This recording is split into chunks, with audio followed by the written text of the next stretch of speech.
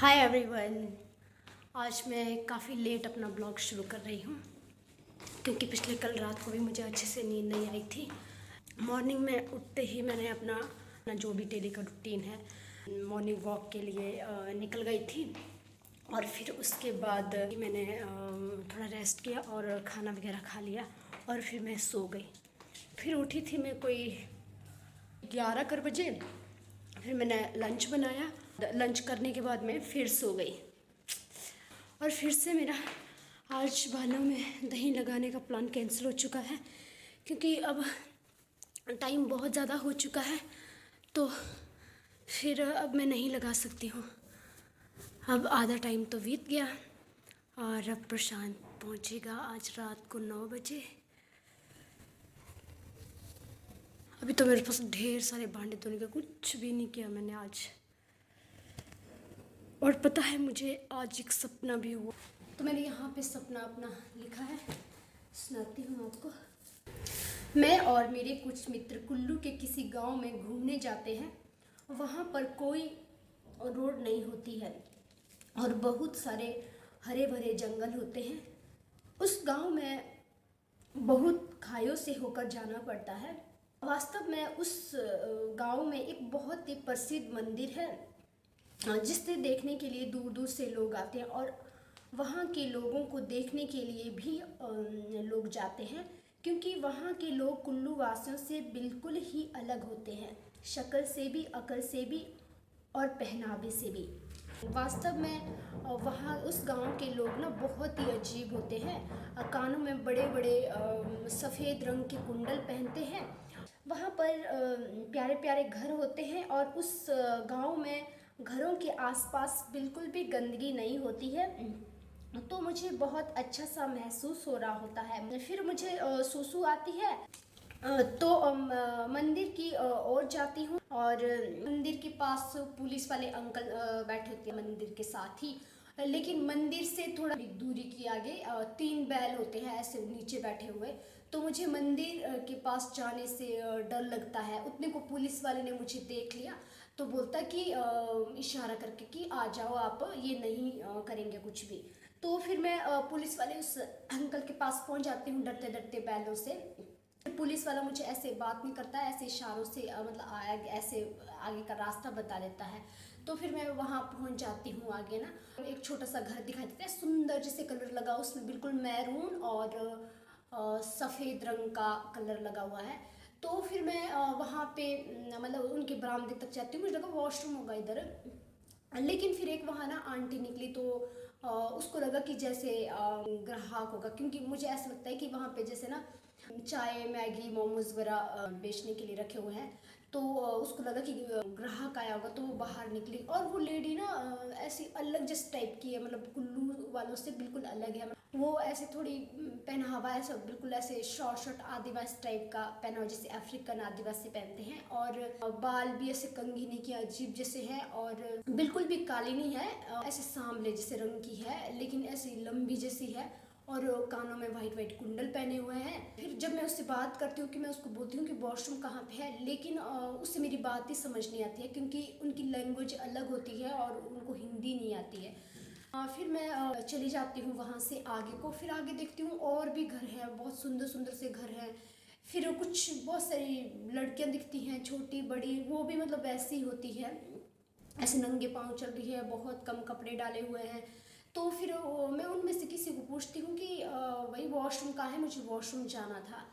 तो फिर उनमें से एक लड़की सुसु वर्ड उनको उस लड़की को समझ आया, तो फिर वो मुझे ले जाती है जहाँ पे टॉयलेट्स वगैरह होते हैं। वहाँ पहुँचती हूँ तो वहाँ पे बहुत सारे लड़कियाँ होती हैं और 3 टॉयलेट होते हैं और एक नहाने के लिए स्पेशल होता है और नहाने के वहाँ से ना नीचे से पानी निकल रहा होता है। तो पता नहीं कैसे कैसे मतलब वो नहा रहे होते हैं कुछ लोग।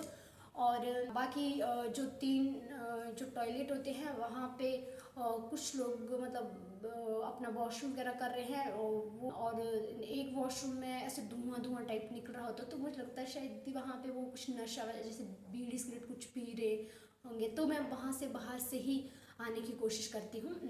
तो उतने को एक लड़की ने मुझे शायद ऑब्जर्व किया होगा, वो मेरे को खींच रही है, ऐसे टॉयलेट के अंदर खींच रही है मुझे। तो मैं इतना बाहर की तरफ को जोर लगा रही हूँ, वो अंदर की तरफ को जोर लगा रही हूँ, वो अंदर की तरफ जोर लगा रही है। तो फिर एक वो पहरेदार टाइप बैठा होता है टॉयलेट से थोड़ी दूरी में, फिर वो भी आता है मेरी हेल्प करने के लिए। जैसे ही वो मेरी हेल्प करने के लिए आता है तो उतने को उस लड़की के साथ और भी लड़कियां ऐड हो जाती हैं, तो वो मुझे ज़ोर से खींचने की कोशिश कर रही होती है, सारी खींच ही रही होती है। तो जो होता है पहरेदारी बोलूँगी उसको मैं। और फिर वो ऐसा करता है कि उसके पास एक छड़ी होती है, छड़ी से ऐसे टच कर लेता है उनके हाथों को, और वो एकदम से छूट जाता है उनके हाथों से मेरा हाथ। तो फिर वो बोलता है मुझे कि भाग यहाँ से, और वो खुद भी भाग जाता है। जैसे मैं सीढ़ियाँ नीचे को उतर रही थी, वहाँ पे मुझे और लोगों ने घेर लिया, और ऐसे तीर जैसे टाइप के लेके आते हैं मुझे मारने के लिए, ऐसे कोना जैसा होता है। तो मैं वहाँ पे ऐसे सहम से जाती हूँ, ऐसे छुपने की कोशिश कर रही हूँ। एक क्षण के लिए लगता है कि अब ये मेरा अंतिम समय है इस पृथ्वी पर।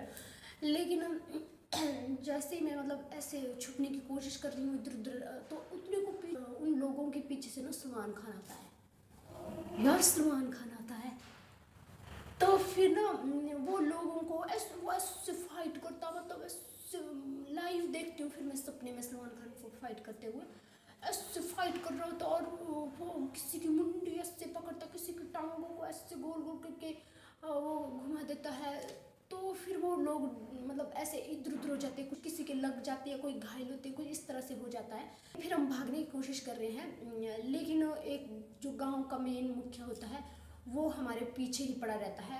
उसको कोई भी चोट वोट नहीं आया, और उसके हाथों में भी एक ऐसे हथियार जिस टाइप का है, उससे हमें मारने की कोशिश करता है। लेकिन सलमान खान मुझे एक हाथ में पकड़ा हुआ है ऐसे, और एक हाथ में सलमान खान के पास से एक शीशे का टुकड़ा जिस टाइप का होता है, और बोलता है कि आज तो मैं इस आदमी को भाई मार के ही रहूँगा मतलब। तो फिर वो ना उससे ऐसे लड़ते रहते हैं। तो ना सलमान खान मुझे ऐसे ऐसे कर रहा, मतलब ऐसे मेरी अपनी पीठ के पीछे छुपा रहा है, ऐसे ऐसे करके मुझे छुपाने की कोशिश कर रहा था, कि मतलब वो, क्योंकि वो जो मुखिया है वो मुझे मारना चाहता है मतलब। फिर सलमान खान ना जो उसकी लाठी होती है उसको मतलब पकड़ लेता है, और उसको एक ही हाथ से ऐसे तोड़ मरोड़ देता है। फिर भी वो आदमी लड़ने की कोशिश कर रहा है, लेकिन सलमान खान ने फिर उसको ऐसे ऐसे मार दिया, मतलब घायल करके रख दिया, ताकि मतलब वो ज़्यादा तेज़ ना दौड़ सके। फिर जैसे ही वो आदमी घायल हो गया, और मेरे मन में ऐसे उम्मीद जाग गई कि अब हम इस गांव से निकल पाएंगे।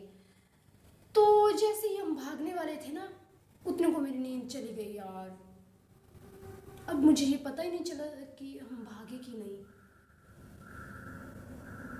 बस इतना ही सपना था, काफ़ी बड़ा सपना था ना यार। ऐसा मज़ा है यार सलमान खान। और मैं ना सपने में सलमान खान से जब मिलती हूँ ना, तो मुझे कोई फ़र्क नहीं पड़ता कि सलमान खान आया। मतलब मुझे ऐसा लगता है कि भाई सलमान खान ने तो आना ही था, क्योंकि ऐसा नाता है भी सलमान खान से, मतलब जैसे डेली का मिलना जुलना होता है जैसे। तो ऐसा सपना हो गया, बस यही था सपना। कैसा लगा आपको? यार कैसे कैसे सपने होते हैं मुझे। तो मेरे घर पे भी बात हो चुकी है, तो फिर खाना मैं थोड़ी देर में ही बनाऊंगी, क्योंकि फिर गरम गरम हो जाएगा ना, नहीं तो ठंडा हो जाएगा। और तब तक मैं थोड़ा यहाँ पे अपना ये वाला सामान समेट लेती हूँ।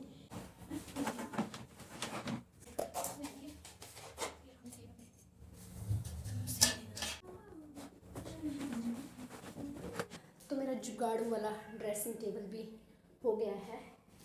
तो अभी मैं जैसे इस डब्बे से ओट्स निकाल रही थी, ये भुना हुआ ओट्स रखा हुआ है डाल के इसमें।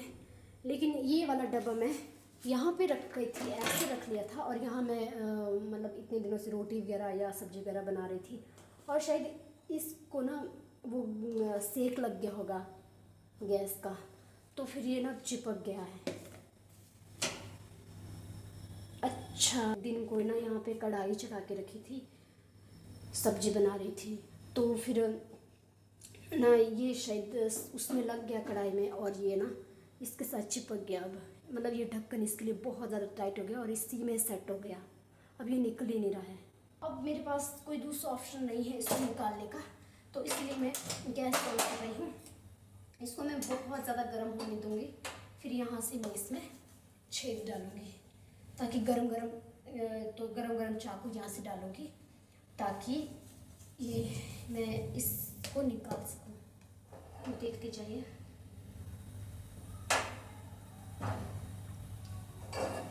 अब तो मुझे भूख भी लग रही है, बट मैं प्रशांत के साथ ही करूँगी। एकदम लाल हो गई है ये छुरी। धुआं निकल रहा है ना, इतनी गंदी बन रही है। तब तक मैं ये वाला काम कर लेती हूँ। ये थोड़ा ऐसा तो निकल जाए, नहीं यार निकल नहीं रहा है, ये सेट ही हो गया है यहाँ से यार। बैटर मेरा एकदम रेडी है यहाँ पे। जैसे ही प्रशांत की कॉल आएगी तो मैं चीला बनाना स्टार्ट कर देती हूँ। इसको मैं ढक्कन लगा के रखती हूँ। जस्ट अभी प्रशांत की मुझे कॉल आई थी तो कहता कि मैं थोड़ा लेट हो जाऊँगा, क्योंकि पहले वो ट्रेन 9 बजे पहुँचने वाली थी तो अब 10 बजे पहुँचने वाली है, 1 घंटा लेट। मैं तो 9:30 तक का वेट कर रही थी। फिर मुझे तो अभी ऐसा था कि मतलब अब पहुंचने वाला है बस से, लेकिन अब उसका कॉल आता है कि लेट हो जाऊंगा। तो फिर अब मैं क्या कर रही हूँ ना कर रही हूँ कि बार बार ऐसे टाइम देख रही हूँ। थोड़ा थोड़ा मतलब किसी भी चीज़ में मन ही नहीं लग रहा है यार। आपके साथ भी होता है क्या ऐसा?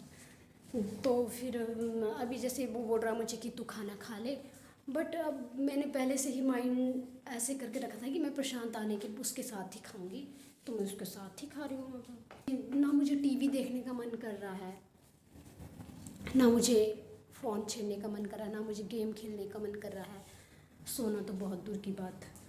ये एक बात है, मुझे ना पहले अकेले रहने में बहुत मज़ा आता था और टीवी देखने में इतना मज़ा आता था। मतलब जब मैं अकेली होती थी तो मैं अपने पसंदीदा चैनल्स लगाती थी, तो लेकिन अब मुझे टीवी देखने का ही मन नहीं होता यार।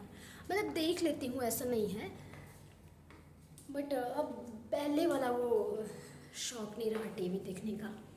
पहले हम जब बचपन में होते थे ना छोटे छोटे, तो मुझे याद है कि हमारे पास टीवी नहीं था तो हम टीवी देखने लोगों के पास जाया करते थे। जैसे श्री कृष्ण हो गया, विष्णु पुराण, रामायण, महाभारत, ये सब मतलब मैंने लोगों के पास जाके देखे हैं। तो लेकिन आजकल सब कुछ फैसिलिटीज़ होते हुए भी मतलब है ही नहीं किसी चीज़ की। मतलब वो ना होता है ना कि मतलब अहमियत तो है, ऐसा नहीं है, बट वो शौक़ नहीं रहा, वो दौर नहीं रहा, है ना। तो पहले तो तब भी इतने हैप्पी होते थे, मतलब बस क्या करें, वक्त वक्त की बात होती है। मैं यहाँ पे चीला वगैरह बना रही हूँ अभी। ये आ चुका है प्रशांत। हेलो, हाय।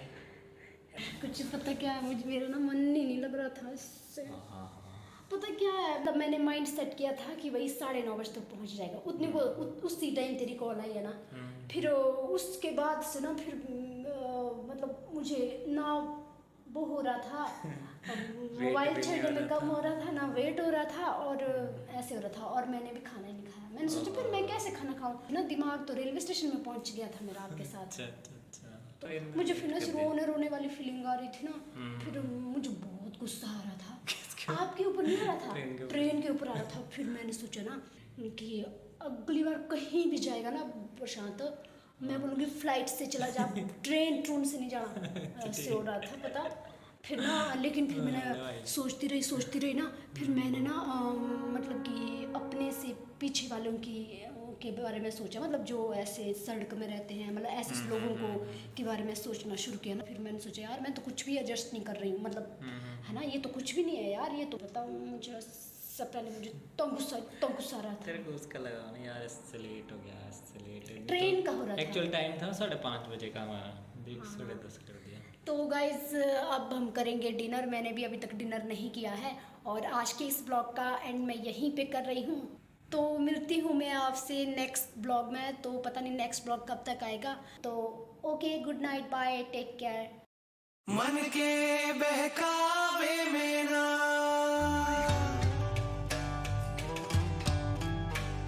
मन के बहकावे में मन को शिव का